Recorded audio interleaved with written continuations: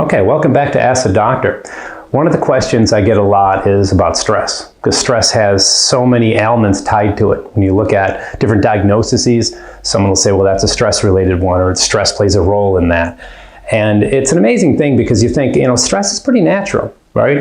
For the 165,000 years we spent in the jungle and in the forest, hunter-gatherers, we had stress. I mean, we had immense stress. I can only imagine, right? Survival every day, gathering food, all the neighboring tribes, all the wars, all the unimaginable things. But the type of stress really is what we're looking at these days. You can divide stress into chronic and acute stresses, right? Acute stresses, most of us are pretty well designed for. Some people freeze up during acute stress. But if you think of an acute stress, think of some massive thing, a tidal wave coming to wash your way, a death of a loved one, these horrible, really big things that happen. And we have a sort of a mechanism and psychological steps we go through to deal with these giant stresses. They're rarely are they any fun, but we cope with them. There's a beginning, sort of a middle, and we know there's going to be an end. We're going to get on with our lives and adapt to this sooner or later, hopefully with counseling or whatever we need if it's bad enough. It's the chronic stresses that they find are really starting to get people. The everyday type of low-grade stress. If you think about your finances, your relationships, politics, the things going on in the world that are just constantly there. These add up, they get into our subconscious mind, and they just constantly etch away at us.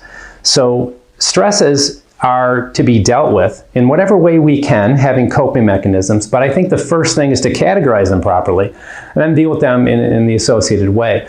Chronic low-grade stress for most people is really the cause. And there are numerous ways around that. I always find that physically getting it out is important. I think that a stressor or an emotion that is a stressful emotion, let's say, turns on a certain part of me to help me solve it in a physical way, because we're such physical beings. And if we don't express that out or use our bodies physically, that stress is more detrimental, right? So if someone goes for a run, gets in the gym, does deep breathing, goes to yoga, and the extent of your physical needs to relieve that stress vary greatly. You have some people that cross the Atlantic in a rowboat, basically, to deal with their stresses, and it's an amazing thing. Other people just want to sit quietly and talk about it. But either way, externalizing it, getting your feelings out, getting your emotions out, I think is the best way of dealing with stress.